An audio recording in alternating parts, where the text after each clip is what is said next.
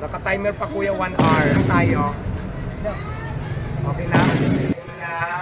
Bilisan mo na po. Thank you. Ha? Oh, last 3 na lang. Guys, si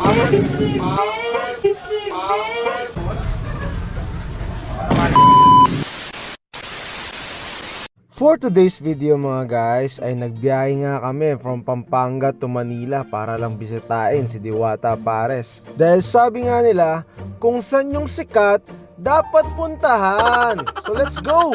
Nagbiyahe kami ng almost 2 hours para lang makita si Diwata. Dahil sabi nga daw nila nagbabago daw yung ugali niya ngayon kasi sobrang sikat na niya ngayon.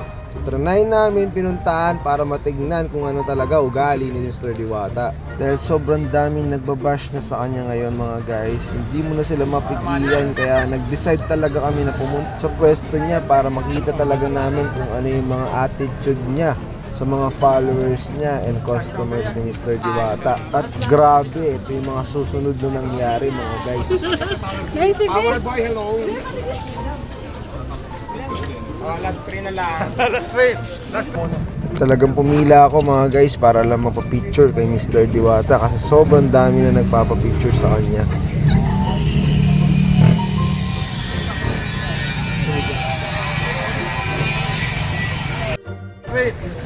Bilisan mo na po. Thank you. Ha?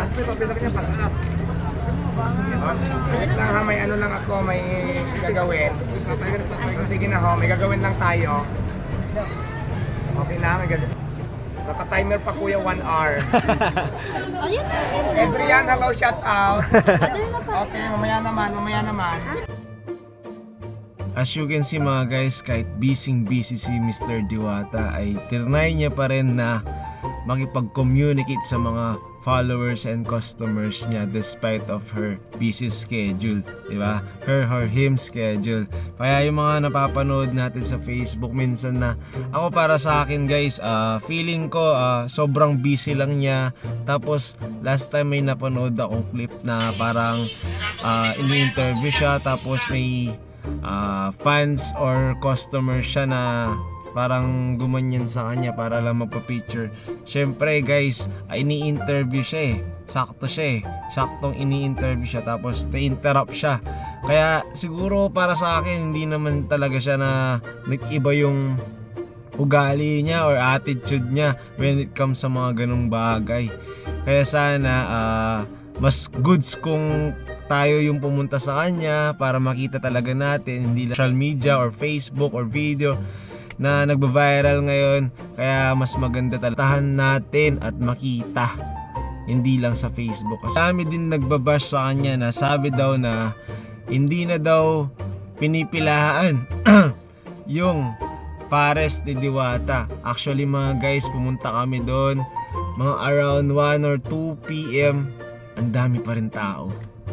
Sabi nga nila mga around 5 hanggang gabi na, diretso na daw yung mga tao doon.